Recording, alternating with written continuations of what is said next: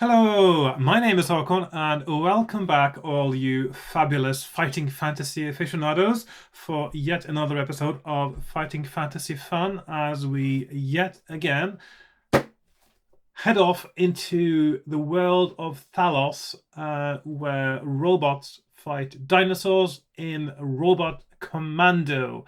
Quite an exciting book, this. I've tried a few times now. It is very open world. You can travel between different cities. Each city has its own little microcosm of things happening, dead ends, things you shouldn't do, things you should do, possibly. And today I'll try to explore some new things, probably. So last time I went to the City of Industry, found a Seeker missile. I went to the City of Knowledge, found a blue potion that could perhaps have been the solution, but at the moment it doesn't necessarily look like it is. And there are many other places to go, so I will. And because it is open world, maybe today I will sort of try to skip a little bit where I've been before and try to head straight for somewhere I haven't been, just to see what kind of challenges are there, and maybe it will give me a better idea what I'm looking for in the early places I get to as well. So, yeah, without too much fuss, I'm going to get started. So, yeah, I'll be right down on my desk in a few moments.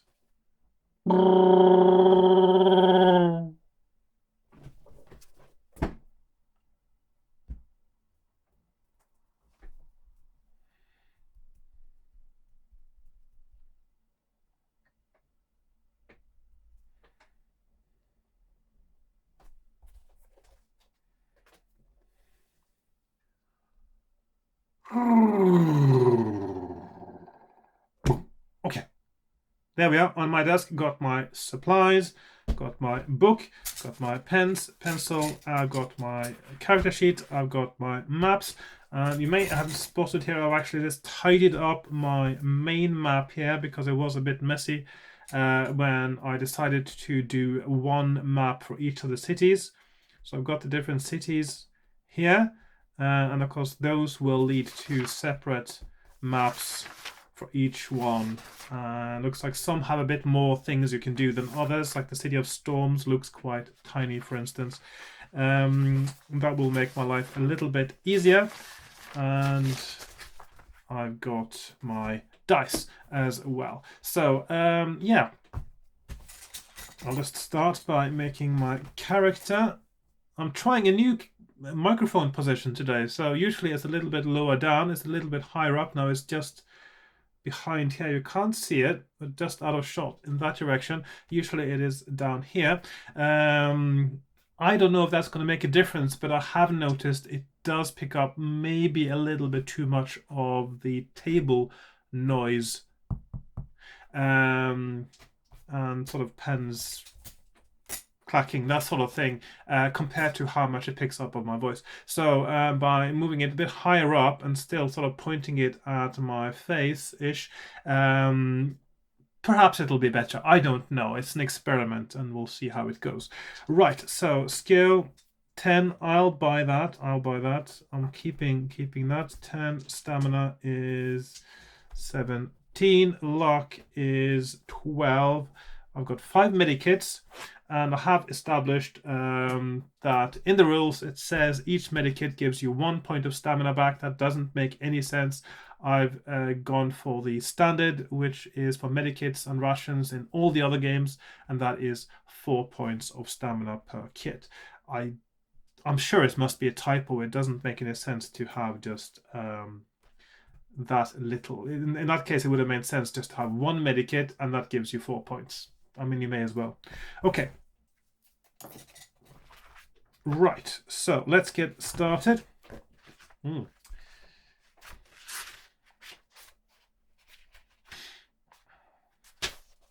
You are a rancher in the land of Thalos. Your people and your enemies, the savage Corossians, have built huge robots for many purposes.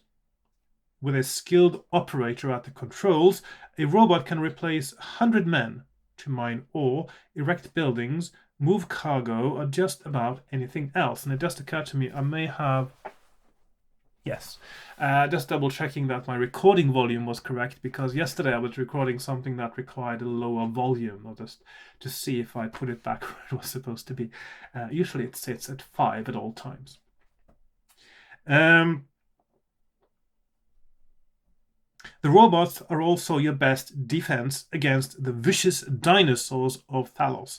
Many years ago, the great lizards caused much destruction, but now mankind has learned to tame the beasts, and many other folk of Thalos, like you, are dinosaur ranchers.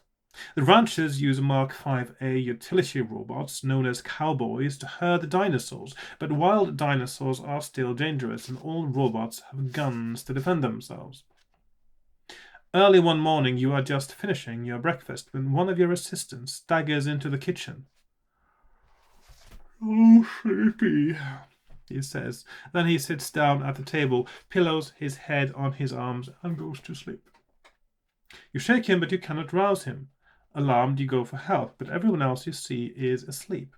You rush back inside and switch on a radio, but you can only get scraps of messages. Everybody asleep. Carrossian attack. Can't stay awake. Soon there is nothing to be heard. You go outside again and pour cold water on several of your friends, but they just snore and mutter. Then you hear a rumble overhead, like thunder out of the clear sky. You look up. Streaking overhead is the unmistakable shape of a Carrossian robojet. You realize what must have happened. Somehow the Carrossians have managed to put everyone in Thalos to sleep. Everyone but you. For some reason, you are immune. Over the next few hours, you listen to the enemy communications and piece together their story. In the past, the Carrossians had steered clear of Thalos, with its brave warriors and its many robots. Your land was too tough to attack, but Minos, their leader, hit on a clever plan. His spies spread capsules of a virulent sleeping sickness, and before long all Thalos was asleep. Soon you hear a broadcast from Minos himself, talking to his invading troops. An elite force of 1,000 warriors with hundreds of robots has invaded Thalos, but this is only the beginning. With the population helpless, Minos plans to loot your country. Its riches and its robots will be his. Its people will be sold as slaves, and only you can stop it. You know what you have to do. You walk back inside and buckle your father's old sword to your waist. Food will be no problem. You know supplies will be easy to find, but you pick up a supply of 5 medikits. Then you head for the robot parking area. Alone, you must defeat the Carrossian invaders and free your land. Now turn the page. At the robot parking area, you stop and look around. There are several robots there, but only 2 seem suitable for long-distance travel. You study them both.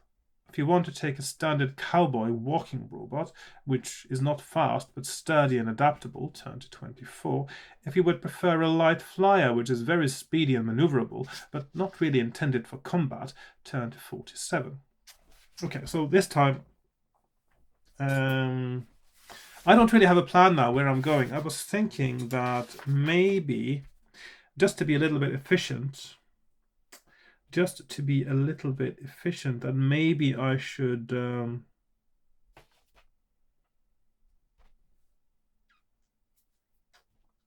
move on very quickly from where I started, because I have looked at the City of Knowledge relatively decently. I've looked at the City of Industry quite thoroughly as well, but those are the only ones I really looked at properly. So I was wondering if I should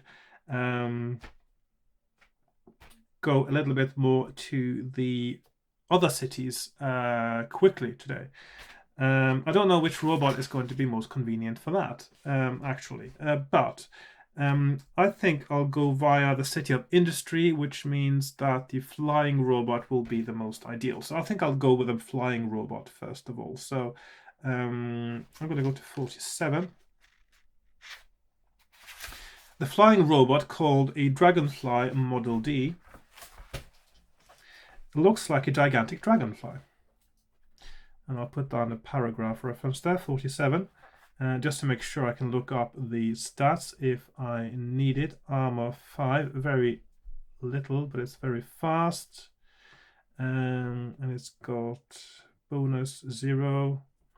And special abilities. Because this craft is so maneuverable, you can escape from any opponent, even another very fast one, if given the option to escape. So that is quite useful. But it will take damage if I do so, so I can't do it many times. Now you must choose a place to go. Turn to 70. Now, what are you going to do? You know that although there are probably Colossians everywhere, their base is at the capital city, but you can't just charge in there and attack them with your little robot. You must prepare well before you make your move. Fortunately, there are many cities in Thalos. You will be able to search the whole country for help if need be. Before you confront the invaders, 2 large cities are fairly close. If you want to go to the City of Knowledge, turn to 93. If you want to go to the City of Industry, turn to 209. So I'm going to go to the City of Industry first. 209. You set a course for the City of Industry, a place of great factories and machinery. There, you reason you might find a robot or invention that would give you an advantage over the invaders. If you are in the Dragonfly robot, turn to 265. You are in the City of Industry. Normally it is busy and bustling, but now you see no life anywhere. Everyone is asleep. Everyone but you. Where will you go in your quest for useful artifacts? Well, I know I can find here a Seeker missile, so I probably should go and do that. So I'm going to go to the Robot Experimental Center and go to 25.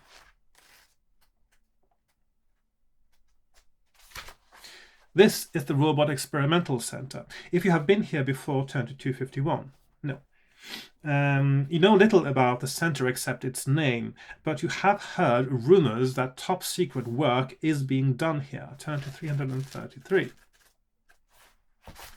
You are in the lobby of the Robot Experimental Center. You read the directory and see that different sorts of work are being done on different floors of the building. Several seem interesting. Where will you go? So I'll just find the map now just to see where I am.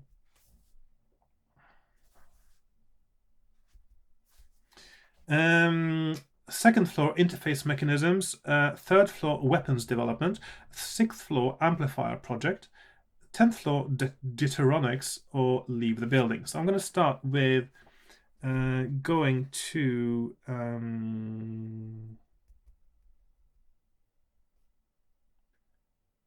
the interface mechanisms, because there's a helmet there that will help me.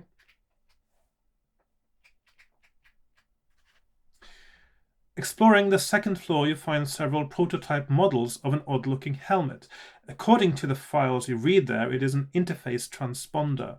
While you wear one of these helmets, increase your skill by 1 when using a robot, up to a maximum skill of 11. So if you've got a skill of 10 or below, it is going to be beneficial. I've got 10, so I've got a helmet plus 1, and of course that is for robot combat only, not for normal combat. It does not affect other combats. If you leave the center and return to your robot outside, etc., no. I want to explore further and return to 333 to make another selection. Of course, I got the numbers on my map now. I don't need to go to 333. So I'm going to go to weapons section. That is the only other thing that is useful here. The other things are red herrings that just make you lose stamina. So when you leave the lift on the 3rd floor, you immediately spy a man-sized guard robot standing in the hallway. Sorry, no admittance, squawks its mechanical voice. What will you do? Try to reason with the robot, doesn't work. Attack the robot, does work. Or go to another floor, also works. But I'm going to attack the robot, go to 142. And your mission is more important than this asinine robot. You will have to deal with it by force. So guard robot, stamina 8, skill 8, stamina 10. I have skill 10, stamina 17. And let's roll some dice. So he rolls 8, I roll 9. He rolls 5, I roll 8. He rolls 3, I roll 8. It's going rather well. Famous last words.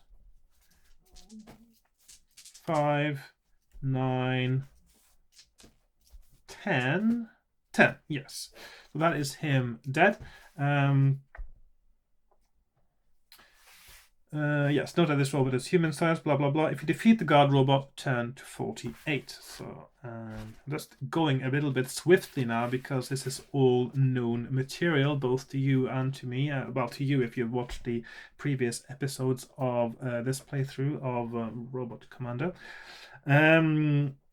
You step over the fragments of the smashed robot and enter the laboratory. Inside you find something very interesting, the prototype for a Seeker missile. There is only one, but it looks very handy.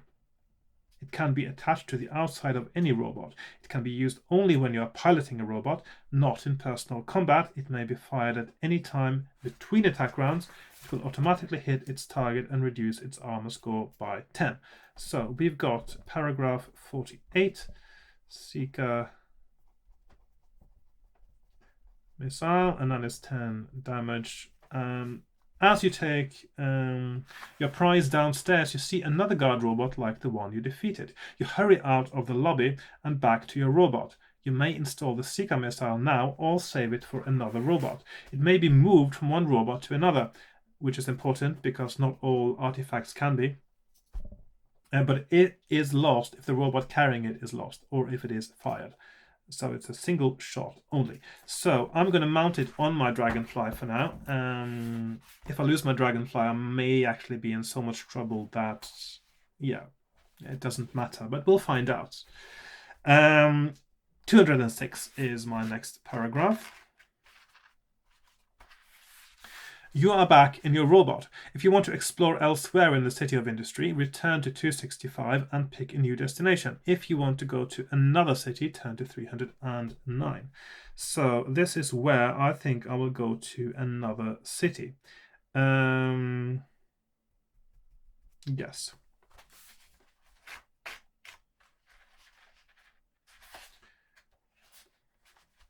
You are leaving the City of Knowledge. Where will you go now? You're leaving the City of Industry, sorry.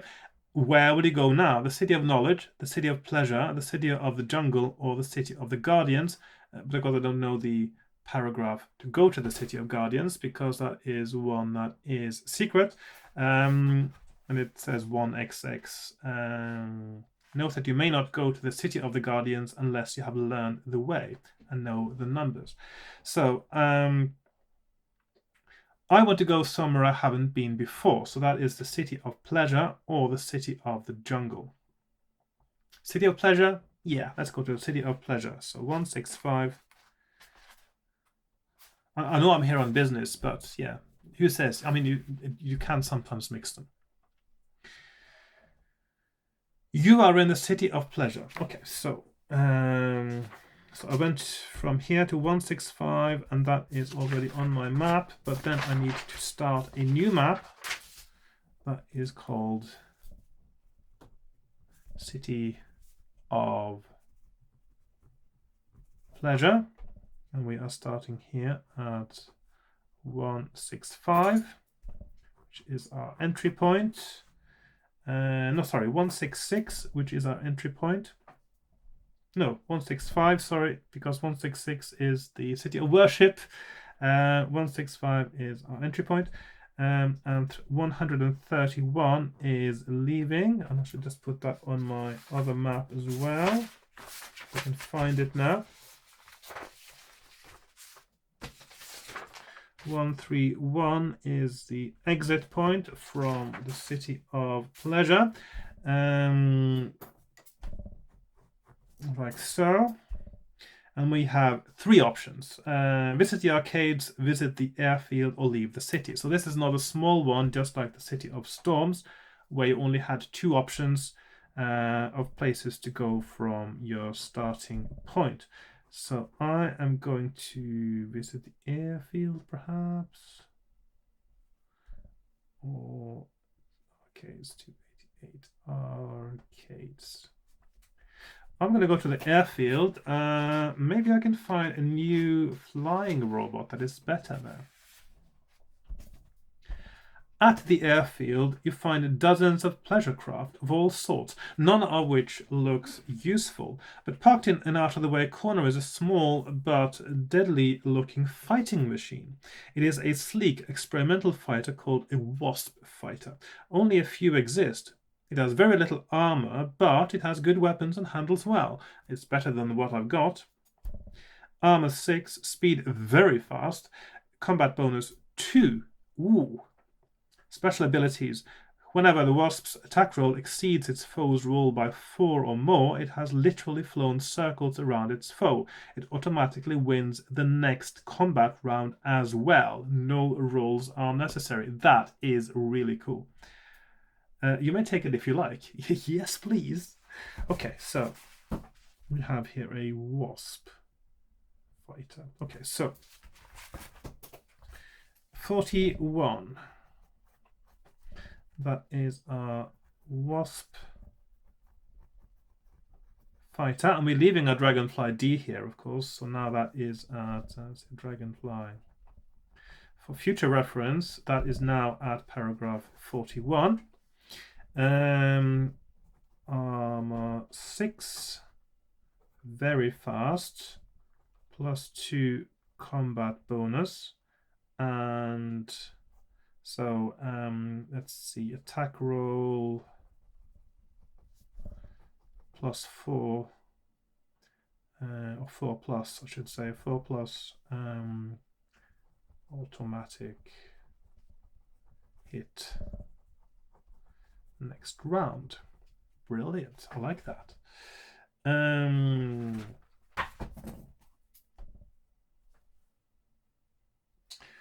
If you return here later, your old robot will be here instead of the Wasp. Return to 165. Okay, so I'll go back to 165, and the only thing else I can do is to go to the arcades. So I guess I'll go to the arcades at 288.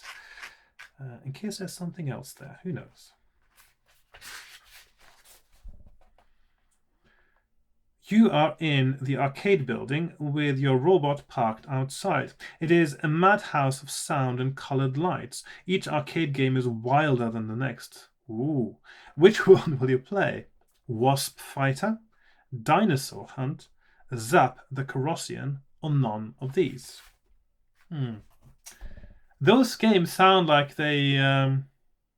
don't they sound a little bit sort of topical for things that might be useful to learn about in this game? Okay, so if I do Wasp Fighter, does that mean that I will actually learn better how to pilot it? If I play Dinosaur Hunt, will I get better at hunting dinosaurs? If I play Zap the Carrossian, will I actually get better at zapping Carrossians? What do you think?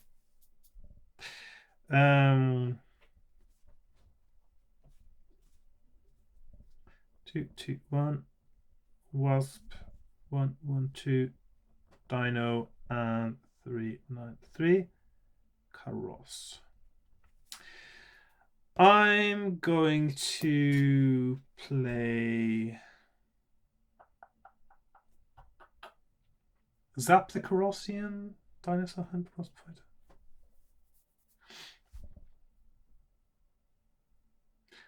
I'm going to play Wasp Fighter. Maybe I'll get better at using the one I've got now. 221.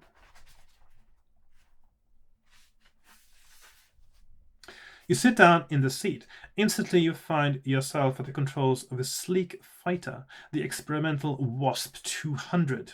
Ooh. Not Wasp 2000, Wasp 200. For 20 minutes you seem to fly through the skies pursuing enemy robots. Then a timer buzzes and you find yourself back at the arcade. In front of you a screen is blinking. Advanced game ready. You have earned extra time. If you decide to play the extra time, turn to 324. If you leave this game, turn to 288. Okay, so I'm going to do the advanced game. 324. Test your luck. There are not many luck rolls usually in a Steve Jackson, in an American Steve Jackson game book, so that is quite interesting every time I encounter one. So I'm going to do the locks there. So Test your luck. 79 is lucky and 257 is unlucky. Lucky. And of course now my luck is 12, so that means it is automatic a success. I'm down to, I'm going to roll it anyway just to see what it would have been. 10, yeah. And I go to 79.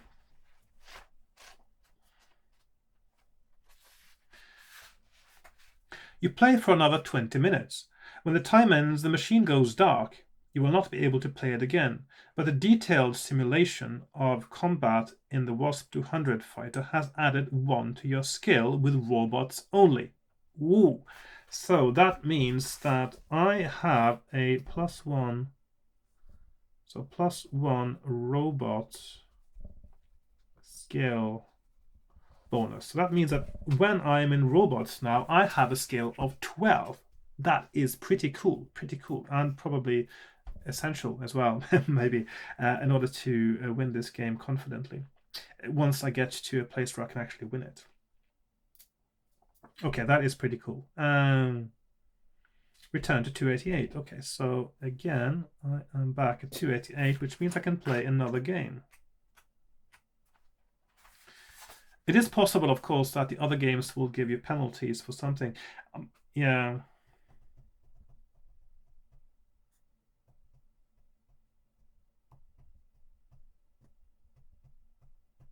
Shall I still try playing the other games?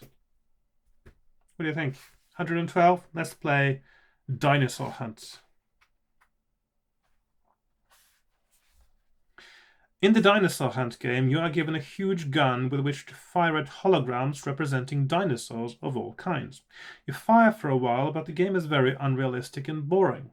The dinosaurs seem to walk right past, unaware that they are targets.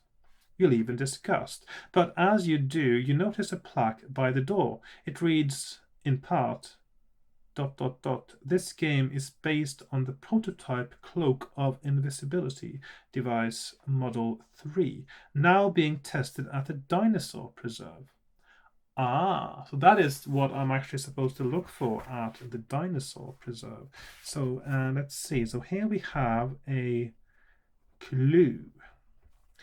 I'll just make a note of the clue. So this is 112. So clue 112, Cloak of Invisibility.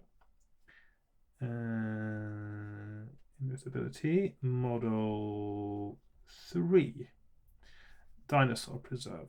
Because when I was at the Dinosaur Preserve, there was a mention, wasn't there, of... Hang on, I'll just go and check now. That was in the City of Knowledge.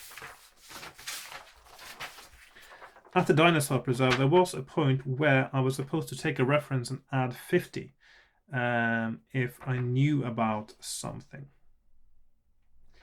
That is something. That is, so I could actually get a Cloak of Invisibility if I go to the Dinosaur Preserve. So I'm going to do that, I think. Shall I risk doing another one? Because I don't know if the last one is going to be positive or negative. So I can do that, or I can leave. I may as well do the last one while I'm at it, and of course save my game just in case. It's going so well now that surely there must be disaster just around the corner. So I'm going to play Zap the Corrosion 393. Let's see, 393. There we are. Yeah, I think that looks like it is a negative effect. Let's see, hang on. You step into the game and pick up the toy ray gun that comes with it. A light comes on and you see yourself in a mirror, but a holographic trick has clothed your reflection in a beard and a Corrosion uniform. You laugh and fire at it. Unfortunately, with all the repairmen sleeping, this machine is out of order. When you fire, you receive a severe electrical shock. Roll 1 die. So I'm just going to put a red thing there right away. 1d6. On a 1, 2, 3, you lose 1 point of skill. On 4, 5, or 6, you lose 1 point of stamina. That is pretty bad if you lose skill, I mean. So, and I lose stamina, which means my stamina is down to 16. That could have been really bad. So that is 1, 2, 3 minus 1 skill, 4 to 6 minus 1 stamina.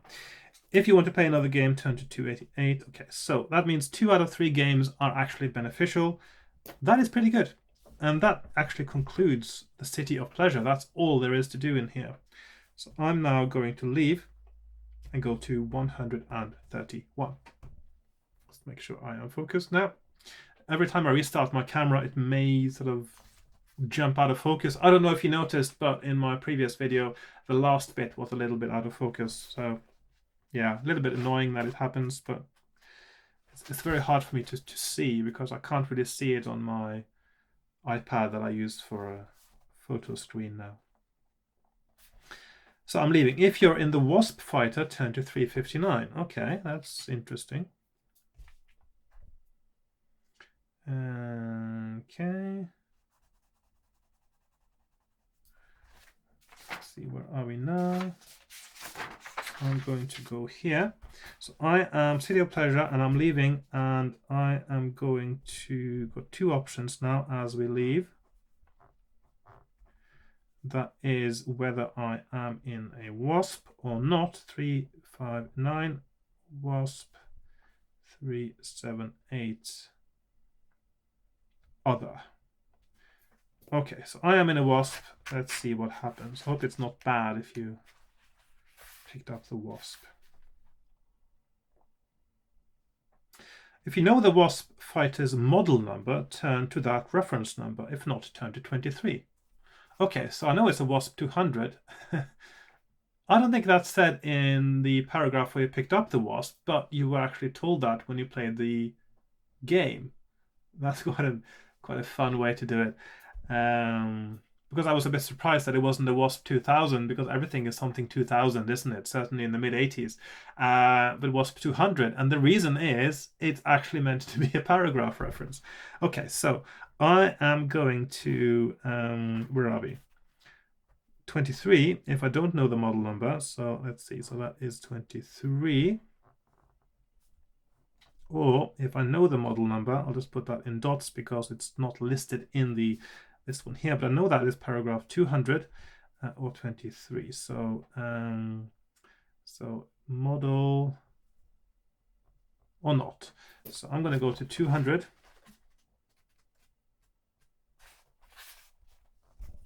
Because of the practice you got in the arcade game, you know how to handle this robot properly. Turn to 378. I presume a disaster might have struck if I didn't know. So let's see, 378. Just a bit curious now, just to see what happens if you don't know the model number. Yeah, it's not a big deal. Okay. Right. It just means you don't get your combat bonus until you've practiced. So that's the only thing, really. That's quite a nice way of doing it, though. So that means that even though the robot itself has a combat bonus, you're not eligible to use it until you have practice with it. It makes sense, doesn't it? So, okay. You are leaving the City of Pleasure. If you would like to go to the City of Industry, turn to 265. If you would like to go to the City of the Jungle, go to 274. And 274 is not the paragraph for getting to the jungle directly.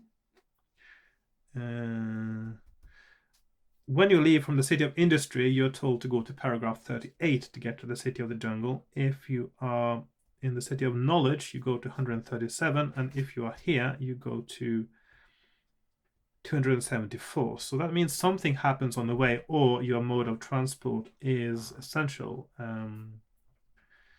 274, 274, jungle.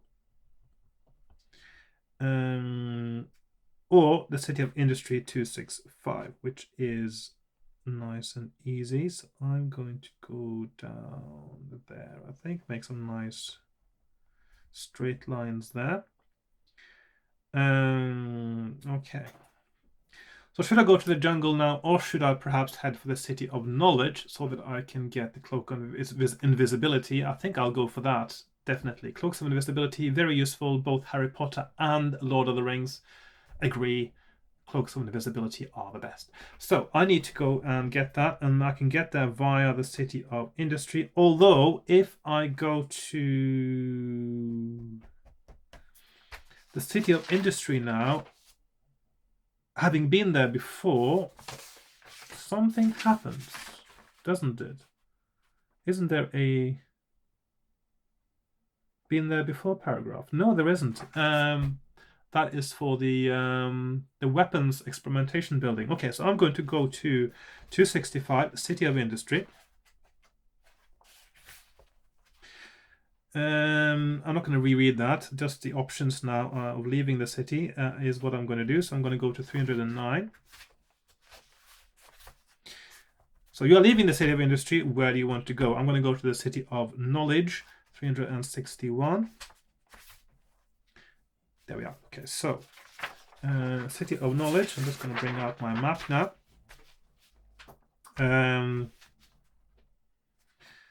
If you have already been here, turn to 40. I haven't been here now. Otherwise, keep reading. Here are all of Thalos's greatest universities and museums, etc. Now, I know where to find the blue potion. I don't know if that is still something I should get. It is possible. I know where to find a clue that may come in handy later.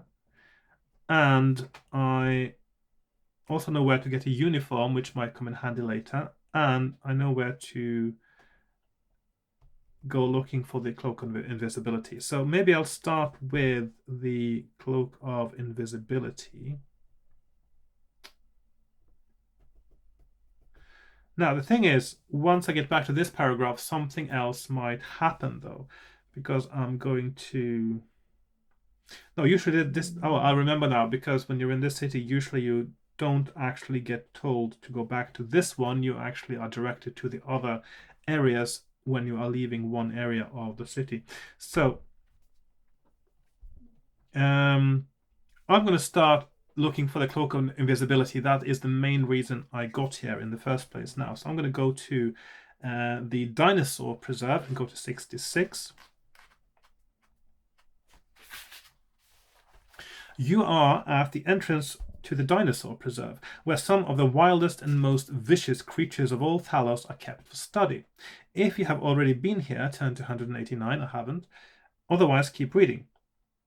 An electro fence keeps the creatures from rampaging out. On your side of the fence, is cool green grass. So the grass is greener on this side. Yes. That is a clue, actually. That means stay on this side and do not cross the fence. Actually, it's a very subtle clue, but that is actually a clue.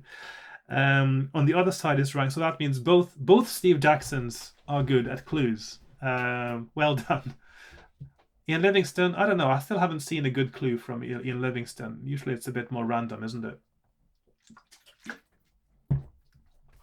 He makes cracking good books, but there are a bit more sort of, picking things at random or gut feeling. Whereas the Steve Jacksons, they do clues. I like clues, especially the subtle ones, because when you figure them out, you feel very clever.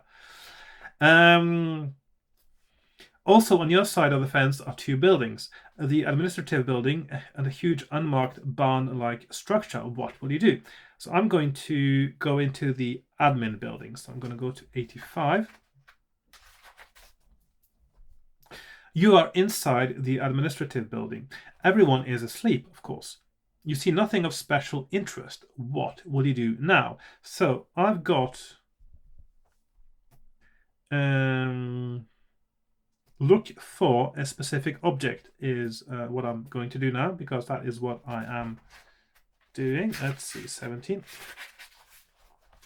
If you know what you might find in this building, add 50 to its model number and turn to that paragraph. So it was model 3, so that means that it is supposed to be paragraph 53. So is for finding the invisibility cloak. Of course, it might be very hard to find because you can't see it.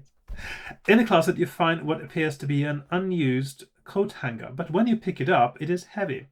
You have found the cloak of invisibility. Inside it are the instructions. When it is activated, it will cause light waves to pass around it, making you invisible for about an hour. But it will only work once without being recharged, and the instructions do not say how to recharge it. Return to 85. So we are going back to 85 there, but now we have a cloak of invisibility and no longer just a clue.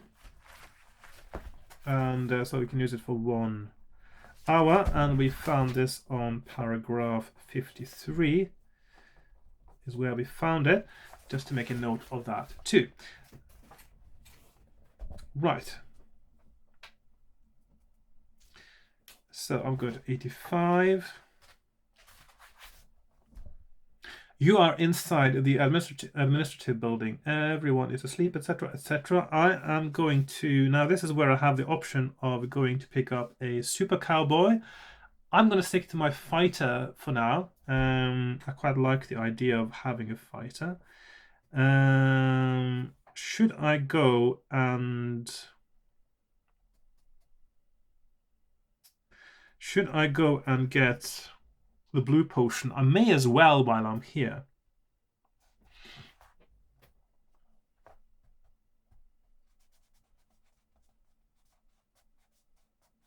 So I'm going to leave the dinosaur preserve, 150.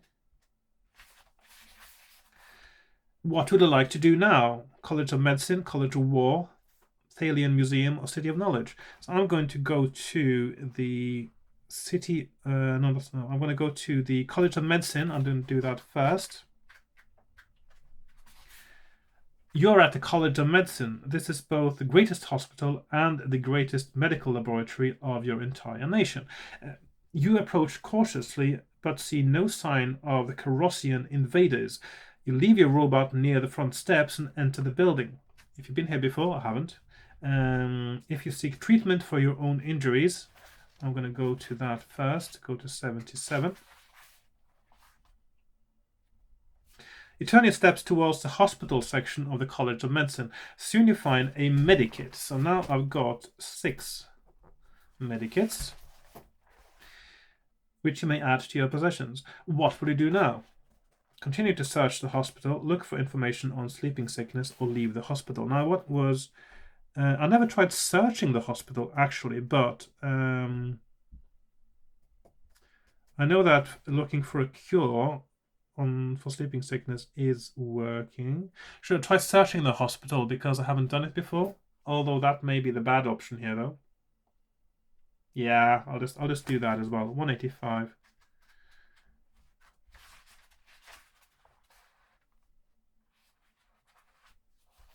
Soon you spot a sign saying surgery. Following it, you see a robot surgeon over a table, but it is marked out of order. If you will try to find what is wrong and repair it, turn to 148. If you leave it alone and look for information on sleeping sickness, turn to 126. Okay, so it sounds like that is only going to be useful, really, if I need to cure myself now, maybe. So let's see, repair. I'm going to leave that and I'm going to go looking for the sleeping sickness information. 126. You follow the signs to the medical library. There, amid huge dusty stacks of books... Why dusty? Why would they be dusty? They wouldn't, would they? So it's a medical institution. People would know how to dust. You begin your search. Finally, in an old textbook, you find a clue to help you. It describes a medicine that, so it says, will instantly cure all types of sleeping sickness. If you will try to compound this medication, turn to 104. So I'm going to try to do that. Looking at a hospital map, you see that the research lab is not far away. Carrying the book with you, you set off to find it, and soon arrive at a large chemical laboratory. As you walked, you heard strange squeaks and shuffling noises in the hallway, but saw nothing. You are somewhat disturbed to note that there are no sleeping doctors or researchers here. No one is here at all. You bar the lab doors for safety and set to work. Fortunately, the instructions are clear and the lab is well stocked. Eventually, you have a 1 liter flask of blue potion. So I've got my blue potion. Blue potion.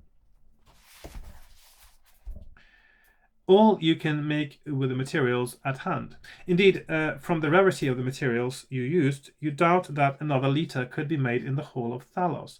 But you also know from the book that 1 liter would be enough for everyone in Thalos as well. Nevertheless, there is a problem. The potion is so volatile that once opened, it will quickly evaporate. You cannot awaken people one at a time. You must find a way to treat your whole nation at once, so your quest is not over. Outside you hear the strange squeaking once again. If you leave immediately, turn to 394. If you remain in the laboratory checking your work one last time, turn to 372. Maybe I should check it one last time because last time it wasn't potent enough. So maybe I made a mistake. That's the theory. Okay, so I've forgotten that was an option. So I'm going to check my work one more time. I go to 372.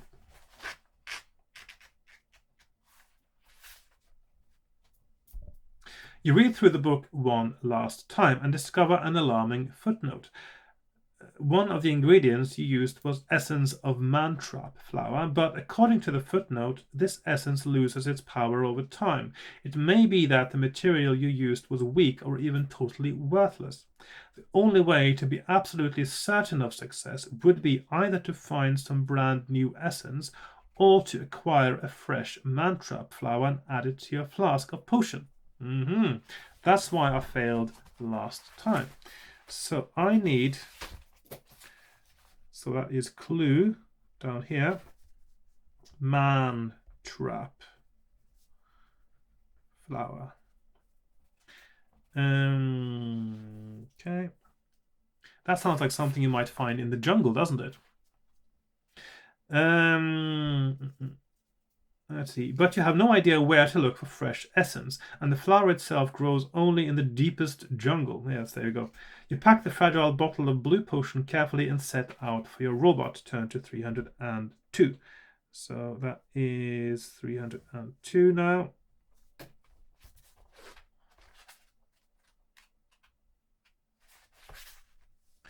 As you leave the research labs, you hear once again the strange shuffling and squeaking.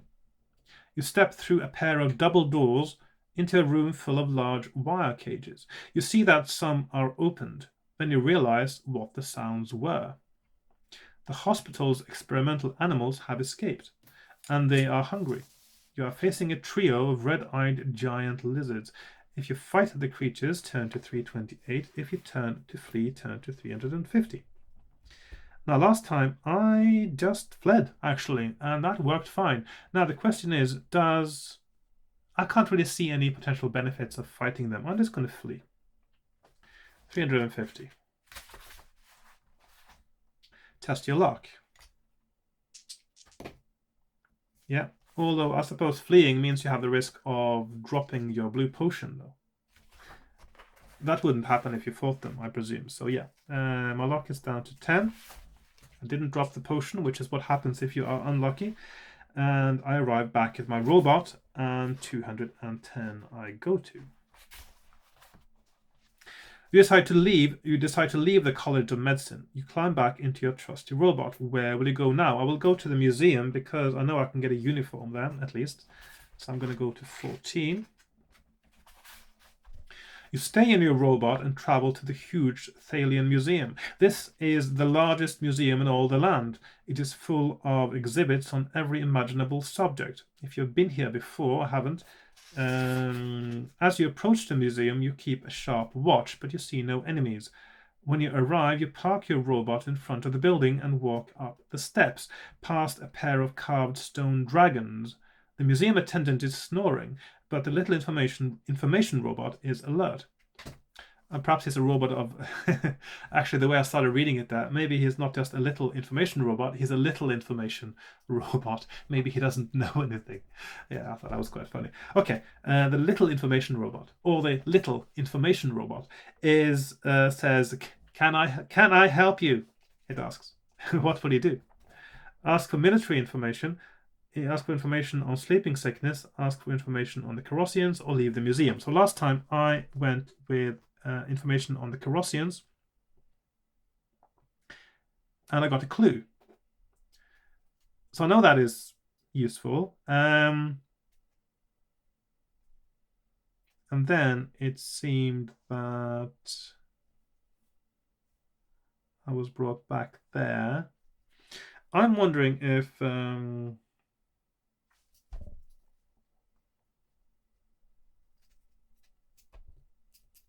that is still my best option, actually. I think I'm going to go with that, but it looks like maybe I can only do one thing here. So I'm going to go with the same one as last time. It looked useful. So, oh, very good, the little robot responds. We have a wonderful exhibition on Colossian history and culture in Hall Epsilon. If you go to Hall Epsilon to study Colossian history, turn to 124. I'm going to do that. I think it may be useful later. You make your way to Hall Epsilon. The trip is a long one, and several times you hear odd echoing sounds. You realize that you are not alone in the building. You press on and find the exhibition on the history of the Colossians. Studying it briefly, you see that it has nothing to do with their military abilities. It is all about their culture and customs. It will take an hour to study the material. If you want to do so, turn to 180. If you return to the front desk, turn to 224. So I'm going to study the material. Just as you are about ready to give up, you stumble across an interesting book on the dueling customs of the Colossians. Apparently, the ancient Colossians would settle a tribal dispute by choosing champions, one from each tribe. That might actually be one of, I think that is going to be one of the victory conditions of this book, that you meet the leader, you meet Minos, the leader of the Colossians, and they are trying to sort of, or you are brought before him if you get captured, and then you invoke the ancient custom of a duel, saying that I am the champion of the Thalians, you are the champion of the Colossians, let's fight, whoever wins keeps everything. If I win, you leave. If you win, we are your slaves, etc. I'm thinking that's one of them, don't you think? Yeah. And that means when you get to that point where you can do that, when that is going to be an option, you will not be given the paragraph number. The paragraph number you go to is going to be 111. Okay, so that's my theory at the moment, and I am very sure that is correct. Okay.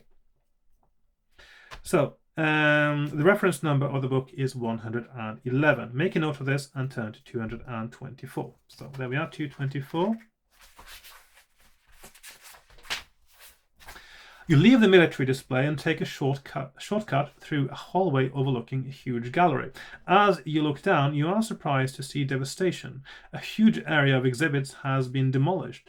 2 black-clad Colossian soldiers are lying there, dead or wounded, and a trail of devastation leads right through a huge hole in the wall.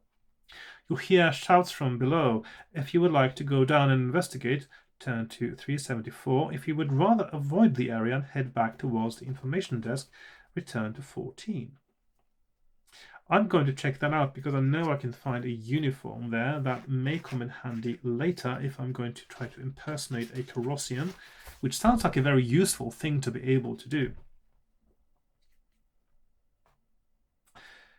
You find stairway and head down. You find that both the Colossians are dead. One was about your size. You quickly strip off his uniform and put it on yourself. It may come in handy later. So now we got a Colossian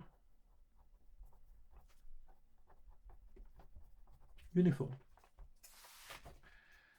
You check the signs. The demolished exhibit was labeled Tyrannosaurus. The shouts from outside are coming closer, so you duck out of a convenient door and return to the front desk. Turn to 14. You stay in your robot and travel. Oh, that's a continuity error thing in the text there. There's a few of those actually, but it's so easy to happen when you're doing an open world thing, isn't it? You stay in your robot and travel to the huge Thalian museum. No, you don't. This is the largest museum, blah, blah, blah. If you've been here before, turn to 160. So this is where, instead of going to 14, you should have been directed straight to 160. That is actually an error in the text. I don't know. I mean, there's the list. I mean, I look at the front here, and it says,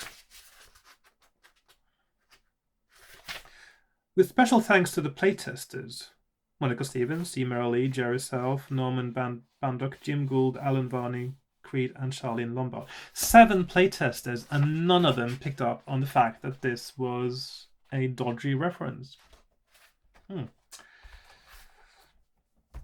Right. As you approach the museum, again, not quite the right continuity thing there, you see smoke rising from in front of the building. A confused babble of Carrossian voices comes over the radio. If you continue, turn to 184. If you go elsewhere, turn to 63. I'm not sure if it's in my interest now to hang around. Presumably there is a Tyrannosaurus on the loose or something, maybe. So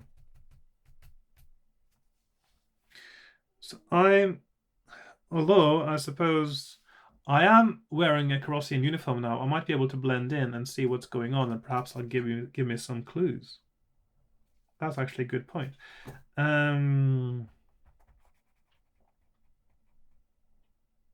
I'm going to go and approach the museum now and see if I can figure out something.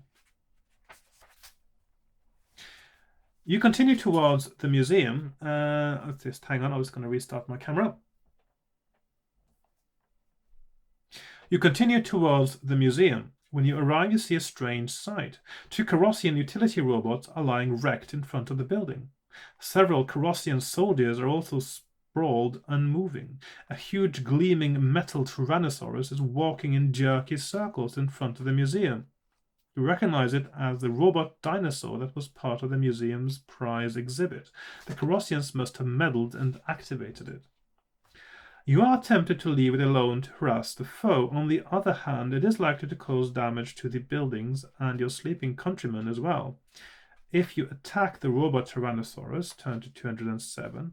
If you leave it alone and go elsewhere, turn to 63, but do not choose to return to the museum. Okay, so I think this is where I'll probably save my game, because attacking the Tyrannosaurus is potentially a bad idea. But I do have a reasonably good robot now. It isn't the strongest, but my fighting skill is very good with it. I may just stand a chance. So I'm going to try to attack the robot Tyrannosaurus. Go to 207. Ooh. You decide to fight. The robot Tyrannosaurus is an intricate device, shaped just like a Tyrannosaurus, but all gears and metal, and tougher than a real dinosaur. It has no pilot, but runs on a preset and very destructive program. Armor 11, speed fast, skill 10. Okay, so I do have quite a good advantage here now, because I'm very fast. That's 1 bonus. I have a combat bonus of +2, so that is +3. And I have an effective combat skill now of 12. So that means my effective skill for this battle is 15. So I am at 15, and armor is 6, and he is at 10. 11, and of course if I do score an attack roll that is 4 better than his, I also get my bonus attack. So it should actually be easy to do this. Yes, famous last words and all that. So I've got a 5 skill point advantage. He rolls 3, I roll 8. So that means that I hit him twice. So which means he is down to 7. And third round, he rolls a 6. I roll an 8. So again, I actually literally fly circles around him, and he's down to 3.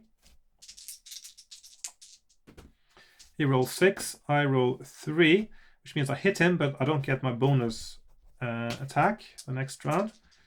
He rolls 5, and I roll a 9, which means he is very, very dead indeed. So if you defeat it, turn to 230, etc. So let's just put in the details here. So 207, 11, F10. And then we have, let's see, I'll just put them down here. 1, 2, 3, making my map a little bit messier as always. So 230 is win. 255 defeat, and 52 escape. So 230 I win. You have defeated your strange foe. It falls, smoking wreck. Regain 2 luck points for defending your people from this unusual menace. Okay, plus 2 luck. That is pretty cool, which means I'm back to 12. Brilliant. You know the battle will soon draw Carrossian attention, and you had better not come back. Here, you leave. You may not return to the museum again. Turn to 63. Okay, so that is pretty good. I've done well, I think. So where would you like to go? So I've been to the College of Medicine. I picked up my blue potion, and I've even figured out what's wrong with it. I have got my uniform. I've got my clue. I've got my 2 luck points. I've sort of done a lot of the things that are positive here. I still haven't got to I am wearing a uniform. I'm going to go to the College of War, because wearing a uniform I may just be able to walk straight past the guards. 361. No, I'm going to, yes, 277, sorry.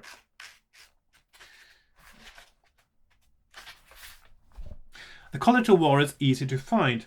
It is a huge 5-sided building built all of brick. If you have been here before, turn to 332. I haven't. If you have not been here before, keep reading. Yes. A robot of unfamiliar design is standing in front of the building. You recognize it as a Carrossian military robot. What will you do? Attack immediately. Try to pass as one of the invaders or leave before you are noticed. So in this case, I'm going to try to pass as one of the invaders and see if I can trick it, since I'm wearing the uniform.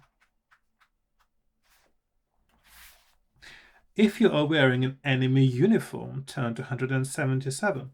If you do not have a uniform, test your luck. Aha. So that is 177 or luck. So I am going to do like so. So 177 uniform, and otherwise it is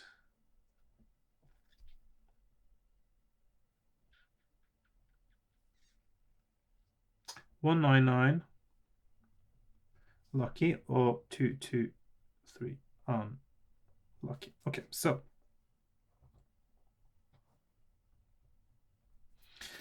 I've got the uniform to prove it, and I am going to 177. When we were in the Navy, and of course, and you are set to, because I was on a ship, and of course you're standing guard at the gangway during weekends and things like that, you are told very specifically that you do not let people on board in uniform just because they're wearing a uniform unless you actually know who they are. So yeah, very important. It's not just the uniform, because, well, it would have been easy to trick people though, because I think most of us, we didn't bother so much, and somebody comes there with lots of gold stripes on the shoulders, you don't stop them, do you? You sort of feel, oh, Admiral, Admiral, yes, please come aboard. Yeah, so but yeah, you're really supposed to stop them and ask who they are and what their purpose is if you don't know them.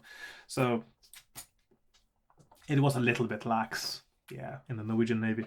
Anyway, I mean, after a while, you actually on first. I mean, even if you're a private, you're on first name terms with many of the officers quite quickly, and it's important because you're sort of working on top of each other. So you need to be quite familiar, and I think it actually works better if you are, rather than sort of maintaining that strict hierarchy at all times. When needed, you do maintain the hierarchy, and that is fine. But when it isn't needed, the a sort of slightly more diffuse hierarchy of familiarity actually makes you work better together, I think. And of course, for the officers, they understand better what the people are able to do when you can be on more familiar terms as well and more friendly terms. Um, so I think it actually works really well, that kind of way of doing it. Most of the time. Most of the time. Your trick is successful. The enemy pilot sees your uniform and lets you go without asking for the password. He ignores you as you go past him peacefully. Turn to 65. So we are going to 65. Very exciting. Haven't been here before. It didn't occur to me last time that the uniform could actually be my ticket past the to get into the War College. You park your robot beside the door and enter the College of War. You are alert for other Colossians, but apparently the sentry outside was the only one. The halls and rooms are littered with beribboned generals, fast asleep. Following the signs, you head. Isn't this one of the characters from Transformers? Starscream, is it the one that turns into a fighter jet? The what's his name again? The main bad guy. It's his sidekick, isn't it? Starscream is sort of his number two. Oh, what's his name again? The head of the Decepticons.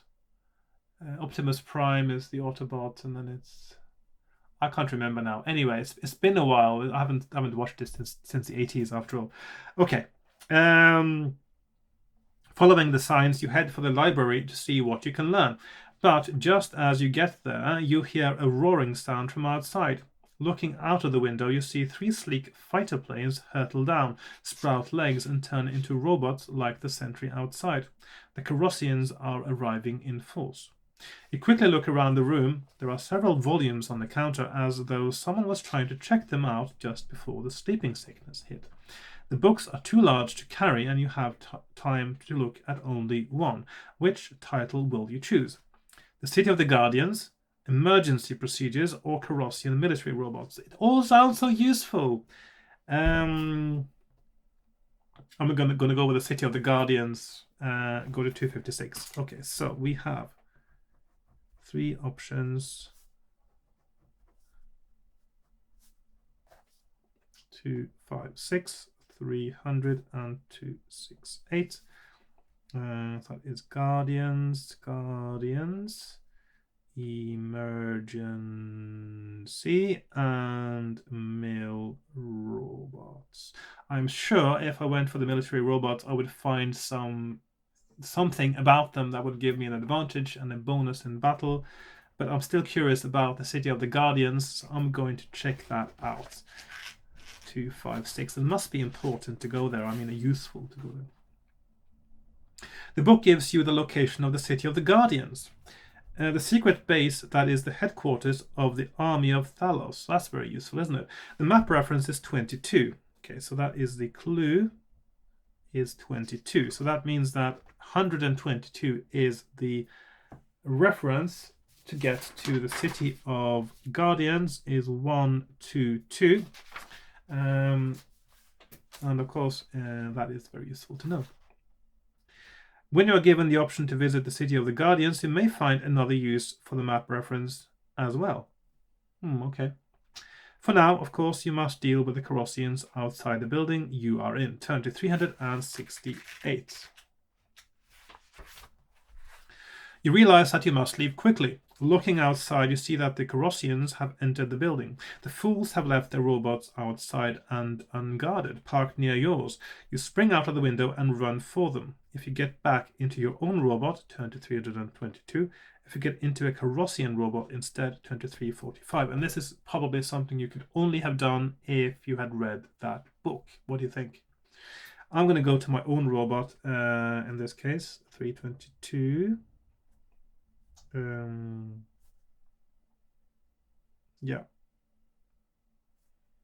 Let's see, first I have to go to 368 here, 368, and then I am going to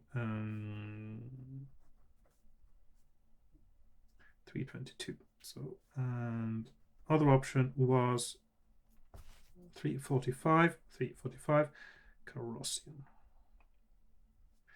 Would have been useful to have a Carrossian robot, I suppose, but I somehow doubt I will be able to do so without having learned how. Should I just check that and just sort of save my game now just to see what happens? Because I'm not going to do that. I'm just going to see if I am right in that I would have needed the book.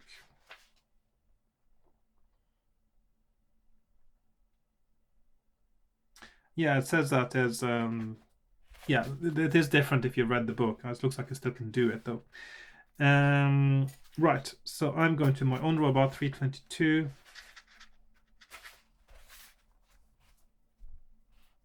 You reach for the controls. The enemy pilots are still not in sight. If you want to try to destroy the other robots, turn to 381. If you just want to leave, turn to 399.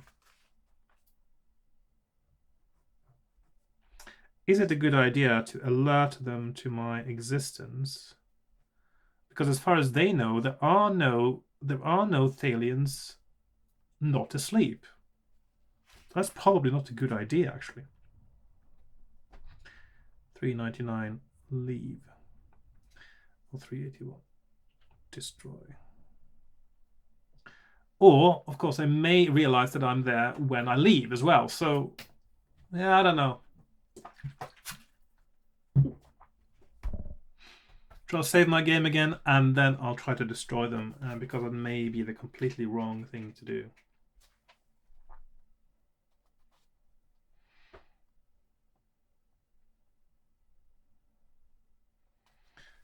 I'll just double check now, so yeah.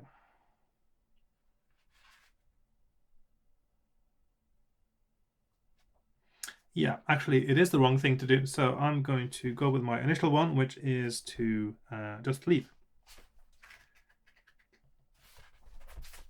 You speed away. Behind you, I'm just going to make a note of that. So that is actually the best option. You speed away. Behind you, the Carrossian pilots come charging out of the building, heading for their robots. But you know the city better than they do. Though they hunt for you, your head start is enough to see you safely away. But you have lost part of the advantage of surprise. The Carrossians now know that at least one person remains awake to oppose their scheme. Turn to 147. And that would have happened anyway if I had destroyed the robots, but the difference is my robot would have taken damage. I didn't read the paragraph properly, but I presume that the robots, even when they're unmanned, has some kind of self-defense mechanism to protect them. You are leaving the College of War. Where will you go? College of Medicine, Thalian Museum, Dinosaur Preserve, or another city? So now I'm going to go to another city. 380.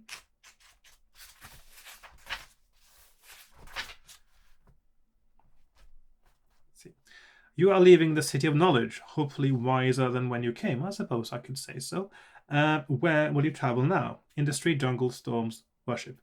Now, I wanted to get to the City of the Guardians. And I can get to the City of the Guardians from the City of Storms and from the City of Industry.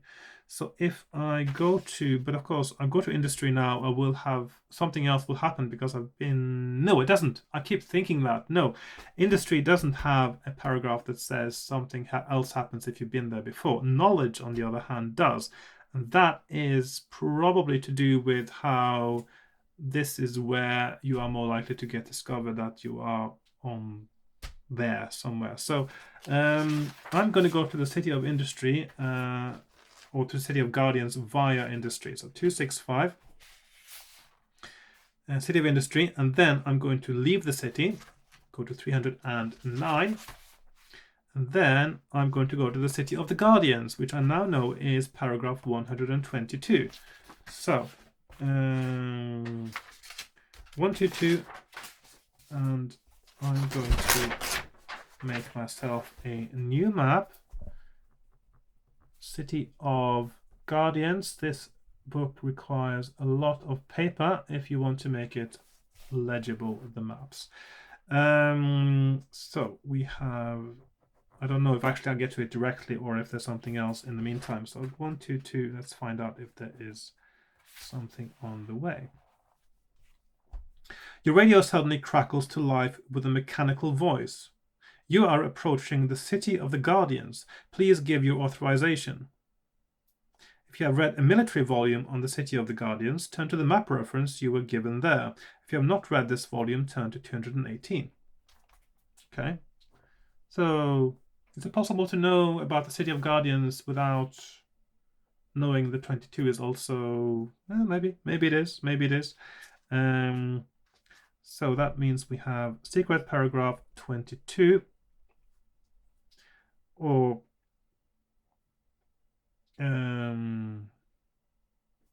218. Okay, so 200 and 218. Okay, so go to 22. You use the code words you found with the map reference. Acceptable, crackles the voice of the Guardian computer. Entering at clearance level 0. Turn to 175. 175. So entry point there. Okay, 175.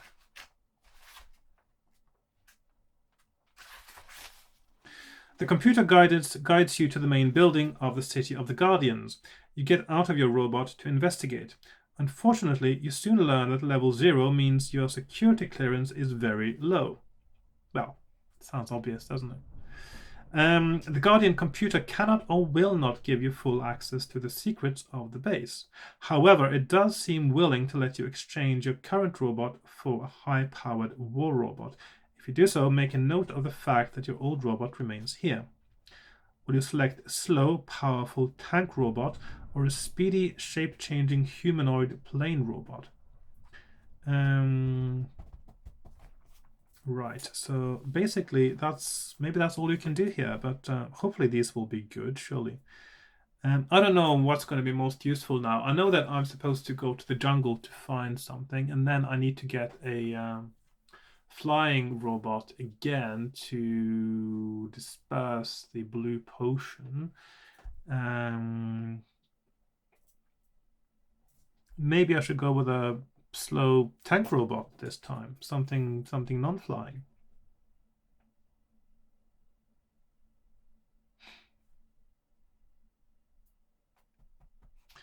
I'm going to check out the options anyway. So let's see. So we have 3 options. So 376 is keeping my current robot. 376 keep. 247 is a tank. 167 is a transformer, like Starscream.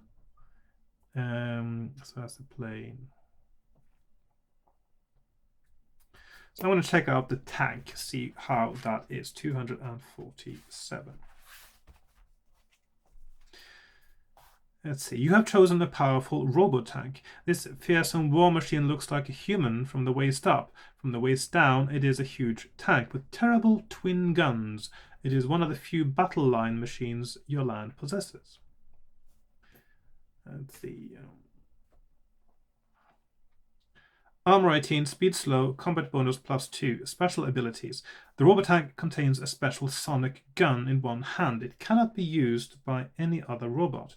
It may be fired once per combat turn, in addition to the robotank's regular attack. However, it may be used only 3 times in all, then it is useless.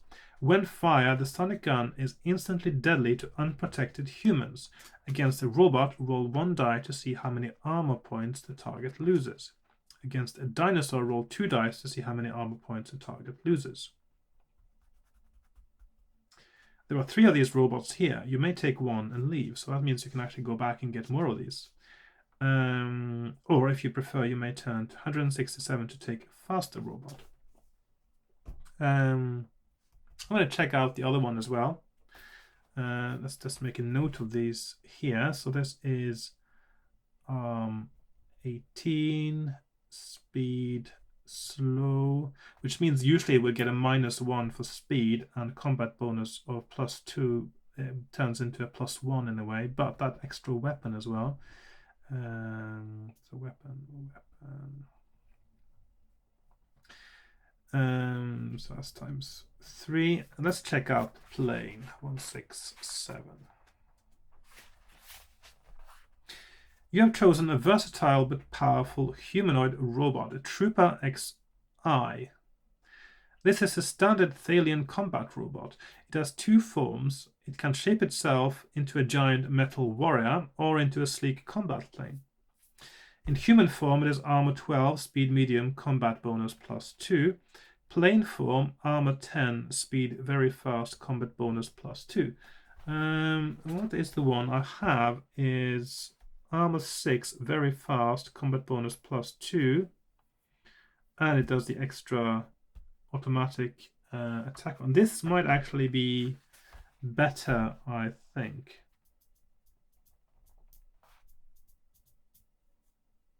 This sounds like a better robot. I think this is my favorite here. And because it's both ground and air, it's more flexible. So, so the Trooper XI, so that's 11. So in human, 12, medium, +2. Plane, 10, very fast, +2. And then in human form, it has shield,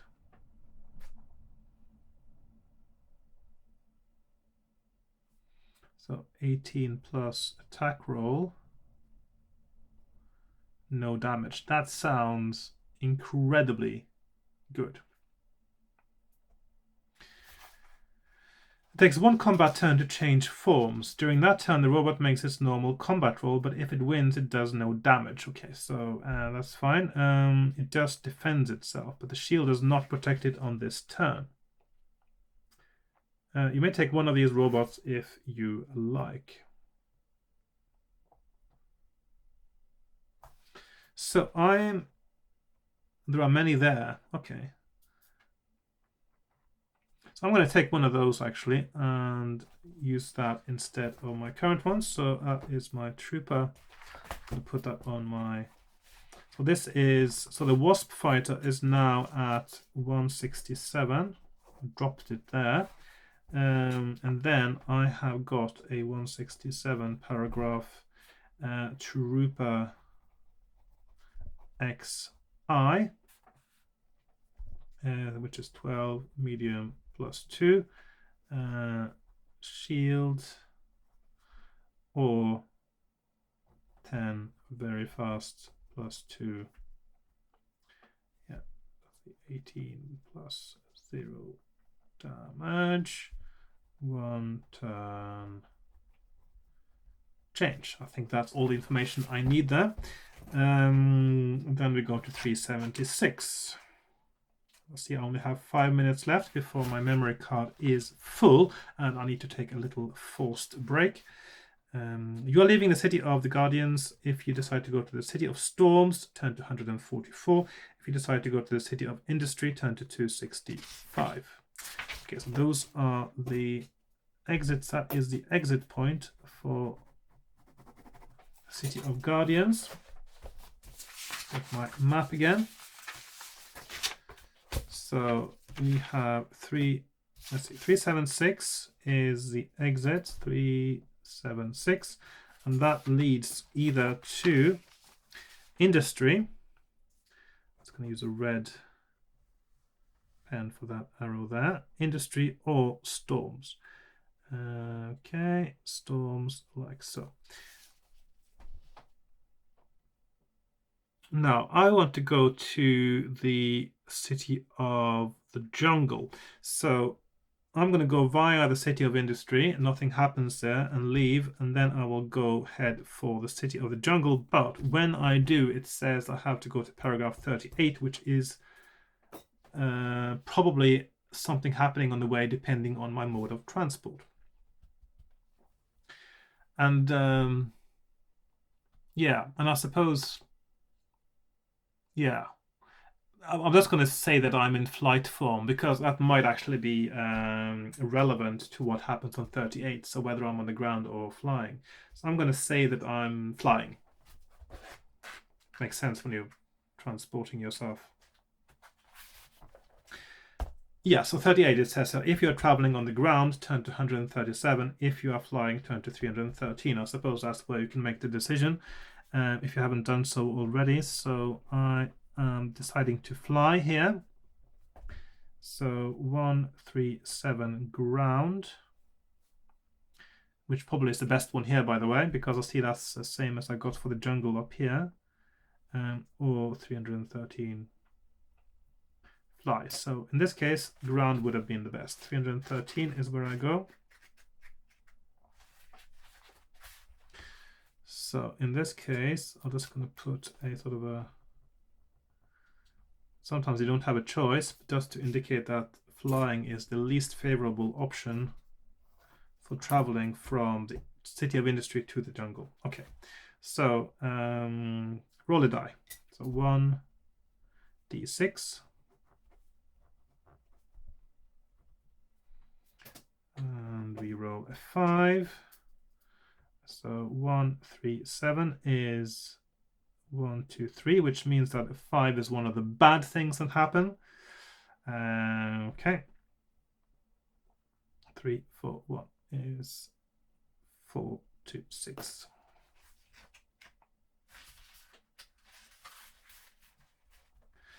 As you speed over the jungle, your instruments warn of an enemy approaching. It is a single Corossian in a captured fighter craft. He has somehow identified you as a foe. He is already attacking. His robot is a Wasp fighter. I know that one. You cannot escape if you defeat the Wasp. Turn to 170. If your armor is reduced to 2, turn to 60. Okay, so... Okay, so it's 137 for escaping, for winning, so it's for winning, or 60 armor 2, and armor 0 is death. Okay, I've got 1 minute 49 seconds. Can I make this battle in that time? I somehow doubt it. I'm going to try to be ready for it anyway. So he has a skill of 11. He is very fast. I am very fast, so there's no bonuses for that. So he is 11, 6. I have got +2 combat bonus. I've got a 10 armor. +2 combat bonus, I've got 14 combat, 14. So I've got a 3 skill point advantage and 1 minute. Okay, let's see. 8, 6. Okay, so he's down to 4. 8, 9. And he is down to 2 and 6, 7. He is gone. So I beat him, and I turn to 137, and that is after the break.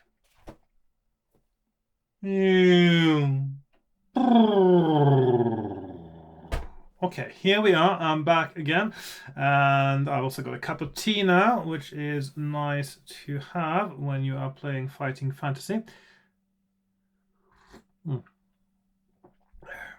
Right. It gives you energy for action, and it comforts you in defeat. Right. So here we are. I just defeated the 137. Yeah, I defeated the Wasp, and so I'm going to 137 to the city of the jungle. Okay, so you are in the city of the jungle. Okay, so that means that's my clue there to my Now, it looks like some of these cities are actually quite small and didn't need their own sheet of paper, but I'll start doing it. I will just keep doing it. I could have easily squeezed it in on one of the other ones. City of the Jungle. 137.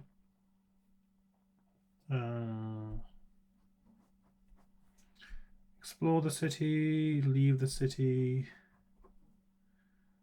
explore the jungle. 170. 366. That's 298. Leave city jungle. Okay, so I know that I'm looking for a man trap plant to add to my potion, otherwise it will not be potent enough. Let's double check I am focused now. Yeah, looks good. So I'm going to start by heading off into the jungle, see if I can find something.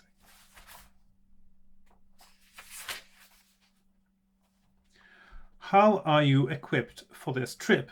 A flying robot, a non-flying robot, or no robot at all? Well, I suppose in this case it could be either. I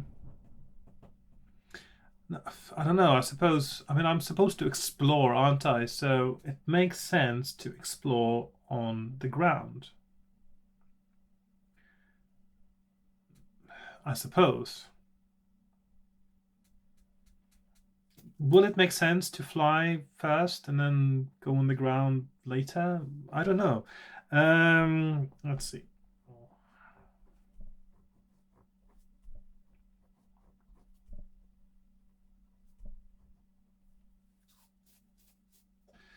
$285 flying, 356 non-flying, or 64 no robot. No robot at all sounds like a horrible idea when they're going into the jungle. I think I'm going to be in non-flying mode for this one. I need to go on the ground to find this plant, so I'm going to go with non-flying. You set off into the jungle along a path wide enough for a robot or a dinosaur. Soon the path forks. If you go right, turn to 19. If you go left, turn to 73. Okay, so left and right. 19, 73. Right and left. I'm wondering if this is going to be the same kind of mini maze that sort of just goes around in circles like the one that I found in one of the other cities. I'm going to turn left.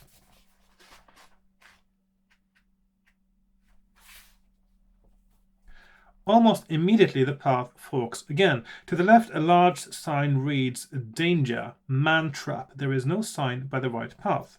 If you go left, turn to 128. If you go right, turn to 188. So this is where we want to be. I want to go left to the man trap because that's what I want. So that's 128 left and 188 right. So I am going for the man trap. I mean, that's not a warning, that is an advertisement for okay. Soon you arrive at a large clearing. In the middle of the clearing is a huge plant with many spiky leaves. In the center of the plant, barely within reach, is a stalk bearing several huge red and yellow blossoms. What will you do? Examine the plant more carefully, pick a flower, circle around the plant, and continue. So 3 options. So 33, circle. 373, pick, or 292, examine. So I'm going to examine it more carefully. 292. As you examine the plant, you get the uneasy feeling that it is examining you too. Turn to 248.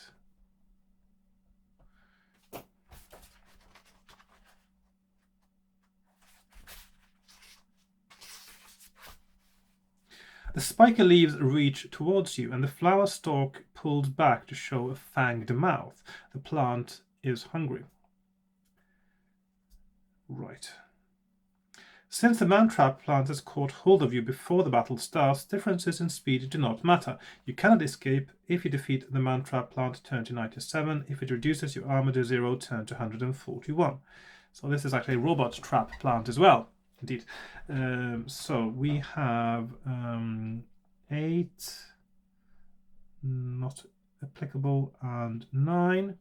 And we have... Can't escape.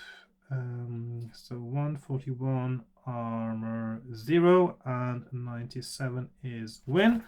And right, so I don't have my speed bonus. Well, actually, I wouldn't have had a speed bonus because I'm in the ground mode and I have a movement of 2. So I got my +2 combat bonus. So I've got 12, 14. So I've got 14 combat skill, 12 armor.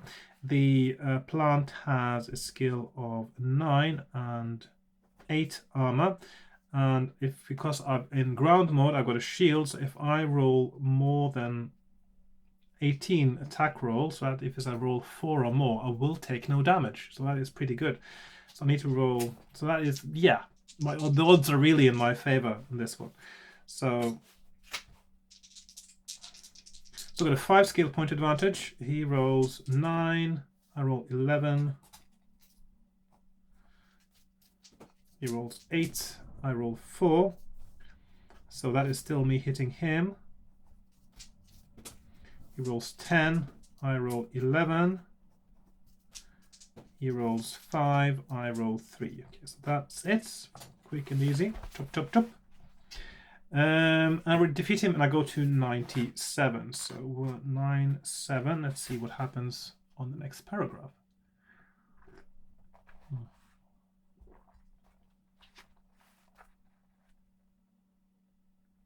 The battle is over. You have torn the man-trap plant into 1,000 pieces. Nothing remains of the vicious vegetable except a damper spot on the marshy ground. Turn to 237. I don't get some of it for my potion.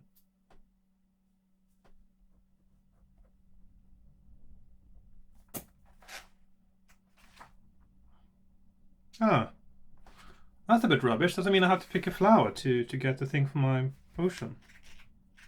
It doesn't make any sense. I mean, the flowers wouldn't just disappear, would you?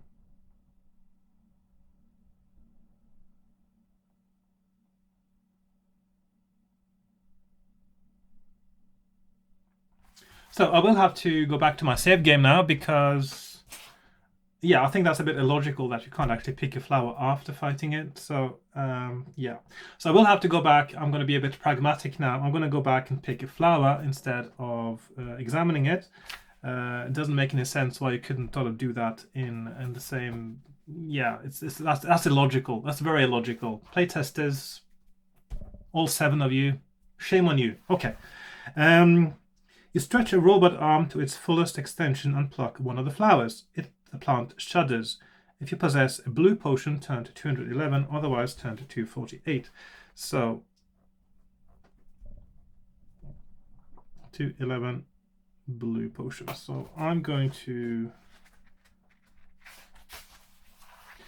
You quickly pass the flower in through a port. You unstopper your flask of potion and drop the flower in.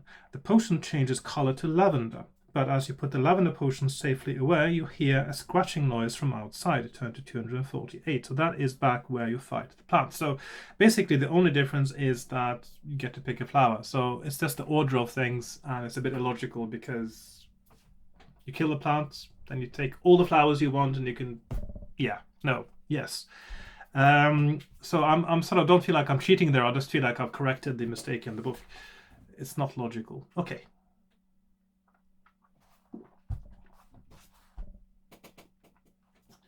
And then we get to 237. You continue through the jungle. It is hard going. Hidden pits and logs take their toll on your robot. Reduce its armor by 2.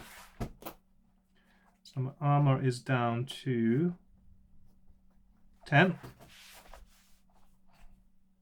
If this reduces its armor to 0 or less, leave its armor at 1. Eventually, a city comes into view. You are relieved, but as you enter it, you twice see flying Corossian robots patrolling overhead. Each time you hold your own robot motionless and they overlook you. Yes, but you realize that this city is no longer safe. There are Corossians everywhere. If you came to this city in another robot and you would like to switch back to it, turn to 45. If you stay in your current robot, leave the city, turn to 298. So 298. So whatever is in the city, maybe you can only see it if you go there first. It's possible. So let's leave.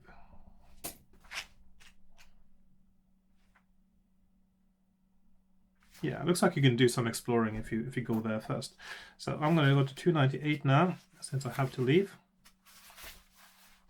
You are leaving the city of the jungle. Where will you go?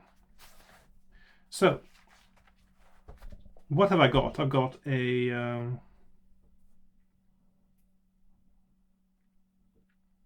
Seeker missile. I've got a good robot. I've got the blue potion. I've got a Corossian uniform. I've got a sword. I've got a cloak of invisibility.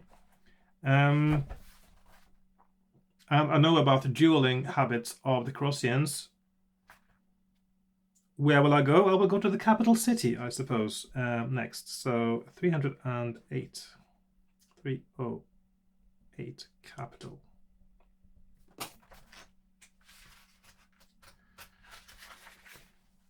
Okay. And that is, in fact, a green reference, because that is the main paragraph of capital city. Let's see, and I can... That means that this was the main exit of... So 298 is exit 29... Oh, wrong color, not very legible with the green 298. And that leads to the capital city and other places. I'll just put those in as well. Let's go back to 298 just to make sure I got all the connections. So from here I can go to City of Industry again. All the roads lead to the City of Industry, don't they? So I'm going to put that down there in black. City of Knowledge.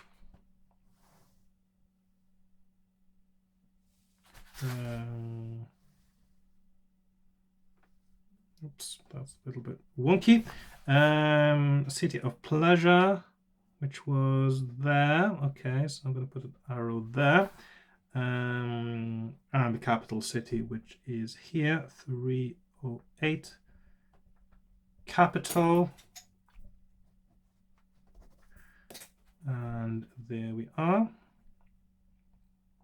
Which is the important one. So it looks like the order of which cities you go to first is relatively linear, but you can sort of go back and forth a little bit. Okay. Then I can start making my capital map. 308 there in the middle. Capital city. And we have options. Let's see. You are in the capital city, the seat of government of Thalos. It is a noble city full of white marble buildings. It is also the main base of the invaders, and you know you must be very careful. Below you have 5 options. Some of them will eventually return you to this paragraph. You may not make the same choice twice. Each time you return here, you must make a new selection. Okay, that's fair enough. Where will you go? The city hospital, Capitol building, National Treasure House, or the enemy encampment? Oh, hang on. I just realized something. I've got the blue potion that has been enhanced now. I could have gone to the City of Storms and spread it out, couldn't I?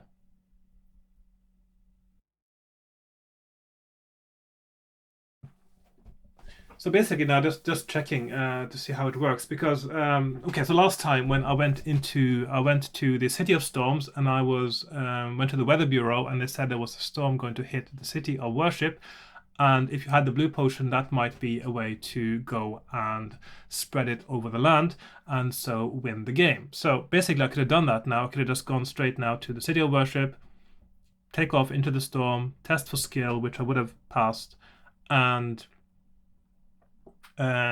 then you count the letters in the name of the potion and then you multiply by 10 and go to that paragraph. So if you have blue potion, that is of course a different paragraph than lavender potion, and so a different thing happens. So if you have the lavender potion and you do that, you win the game. So that's one of the possible ways to win the game. So let's just say that we won it like that now because I know what to do.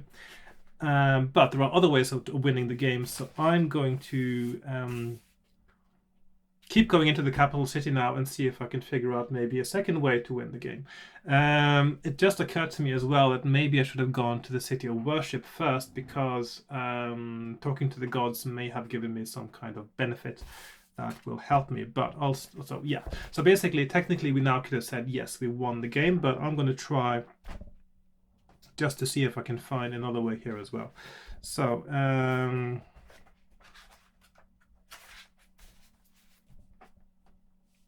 so we are on 308 and we can go to, so it's 1, 2, 3, 4, and 5 options. So it's 81, hospital, 10, capital, the 385, treasure house, for enemy 31, explore.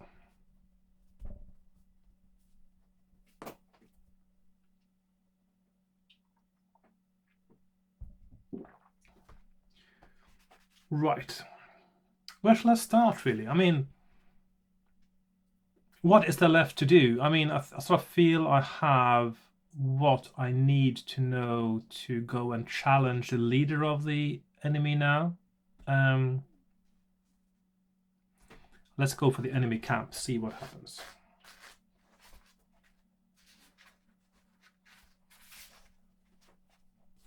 The main encampment of the Colossians is easy enough to find. They have taken over the city stadium. Even from a distance, you can see flying robots wheeling overhead. If you're approaching your robot, turn to 18. If you go on foot, turn to 32.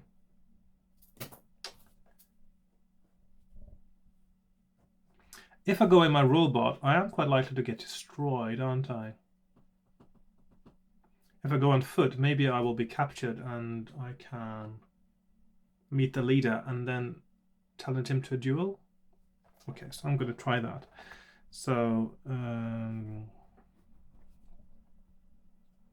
32, 18, robot, 32, foot. So I'm going to try going on foot. If you possess the cloak of invisibility, well, I suppose, yeah, and have not used it, turn to 90. Okay, so I've forgotten about that now. So 90 cloak or 103. No, okay, so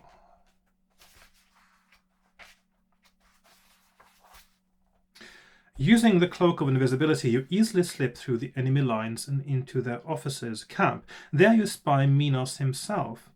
If you attack him by surprise, turn to 201. If you shed your cloak and try another stratagem, turn to 103. Well, attacking him, then others will attack me. So I think I will try another stratagem. So I don't think attacking him by surprise is going to work, because I think I need to actually challenge him to a duel. Saving my game now, of course. The enemy encampment is well patrolled. You are seized by Corossian guards. If you know something that might help you now, turn to the reference number that came with that information. Otherwise, turn to 228. So this is where my plan now, of course, challenge him to a duel. So no or hidden information. Going to paragraph 111, which is the clue that I picked up earlier. Just out of curiosity now, I just want to see what happens if... Oh, hang on, I'm putting this in the wrong place now. So that is supposed to go over here. So dot 111 and 228. I'm just going to see what happens if you actually just jump attack him. I think that's going to be a complete disaster. Yeah, I thought so. That is a complete disaster. That is an insta-death, as it should be. Instead, I am going to 111.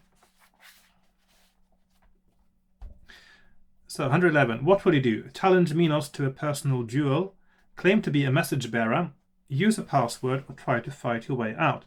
So that is 4 options there. And I'm going to challenge him to a duel. That is why I have come here. I have come here to 253, duel, 267, message, 173, password, or 283, fight. Not going to work probably, so a duel, 253 with Minos himself. You demand the right as a representative of your people to duel Minos. The officer in charge shakes his head.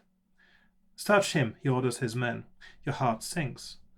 You are stripped of all your possessions, including medikits, but then the sentries take you directly to Minos himself. Turn to 158. 158.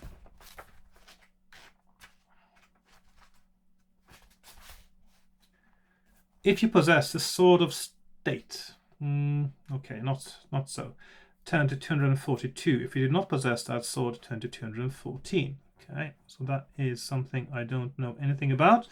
So 242, Sword of State, question mark, and 214, no.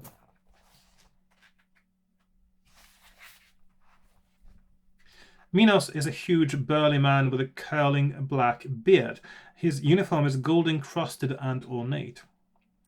He studies you with amusement. Duel you, he says. Why should I duel you, Thalian vermin? I'm the only Thalian awake. You reply, you have to duel me, I demand it. Around Minos, the other officers mutter, test your luck. So my luck is actually 12. So, because it got back up again after I used a few points. So let's see, test luck.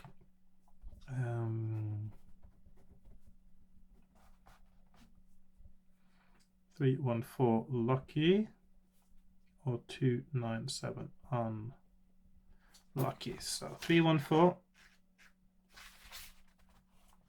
The tyrant shakes his head. Just because you're a Thalian doesn't mean I have to duel you, but hearing his men grumble, he adds, until you prove yourself, that is. If you can defeat one of my officers, that will prove you are worthy to face me. Instantly, one of his followers, a big, scarred brute, leaps out with drawn sword. Your sword is returned to you. You will have to fight the Corossian officer. I'm in trouble. This won't work. If you win, turn to 377. Okay, so 377. And this is where it would have been nice if there actually was a paragraph for defeat as well, because this is where you can add a little bit of color at the end game, which would have been nice. So now, of course, all my bonuses really are for fighting and robots. So I've got a skill of 10 and a stamina of 16. And this guy's got 11. I do have 11 luck though, so I may have to use some of that. So he's got an 1 skill point advantage on me, and let's get started. He rolls 6, I roll 6, so I'm down to 14. He rolls 10. I roll 8. I'm down to 12. He rolls 3. I roll 8. I'm going to use luck now. And I actually failed. So he's down to 10 points. Yep. He rolls 7. I roll 5. He rolls 7. I roll 3. I'm down to 8. He rolls 4. I roll 7. I'll use the one luck again. And this time I didn't fail. So he's down to 6. He rolls 6. I roll 4. I'm down to 6. He rolls 5. I roll 7. I'm going to use my luck again. And yes, just. So he's got 2 stamina left. He rolls 10. I roll 6. I'm down to 4. He rolls 2. I roll 7. And he is dead. Okay, that didn't go well, but it could have gone worse. If you win, turn to 377.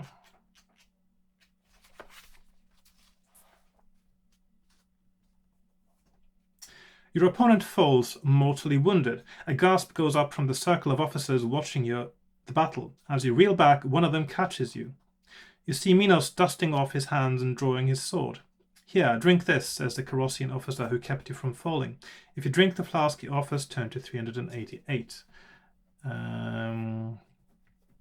If declined, turn to 330. So I think I'm going to drink that because it seems there's some kind of honor code going on here that will make them help me actually at this point. So drink. You drink. A tingling goes through your body. You put up a good show, says the officer in a whisper. By law, you shouldn't have to duel Minos until you can rest, but he's coming for you right now. This will even the odds. You thank him for his sportsmanship. Obviously, not all Colossians are totally bad. The officer's healing drink gives you 4 stamina points or restores you to your initial stamina, whichever is less. Okay, so that means I've got 8 stamina points at least, plus 4 stamina. Turn to 330.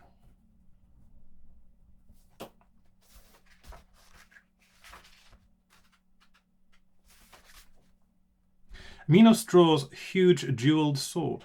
You know he did not become tyrant of Corossia by being soft or weak, but you didn't get this far by being weak either.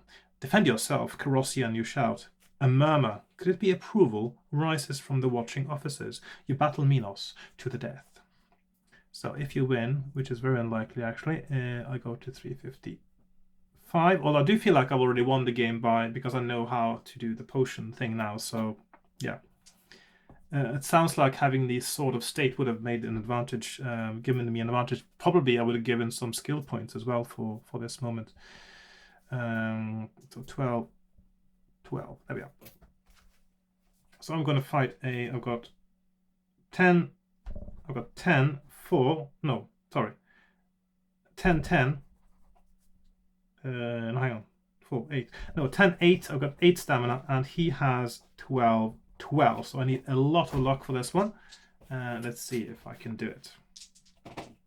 He rolls 9, I roll 7, I'm down to 6. He rolls 6, I roll 5, I'm down to 4. He rolls 6, I roll 4, I'm down to 2. This is not going well. He rolls 5 and I roll 9, and I roll for luck. I roll 5, so he's down to 8. He rolls 9. I need to roll very no. Okay, so I suppose I need to roll for luck now, so I need to roll less than 7. I do, so I've got 1 hit point left. He rolls 6, I roll 6, and then I'm dead. Yes, I can't prevent that. Okay, so that is it really. So I think I'm going to say that I'm finished with this one now. I've won by making the lavender potion. And I sort of know how to do this kind of victory as well now. Of course, I will need something else to give me an extra advantage. I'm thinking if I go to the capital first, I might be able to find this Sword of State. and that, or in the treasure, and that will give me that little advantage that might make me get that victory as well. So I think I'll leave it for now, because I want to be able to replay this later and feel that there's something that's fresh and new about it. So I really enjoyed this, and I hope you did too. And I will see you in my next episode, which will be a fighting fantasy roulette. Yeah, I'll see you then. So thanks for watching all the way through, for those who had the patience. And yeah, I'll see you later. Goodbye for now. Bye bye.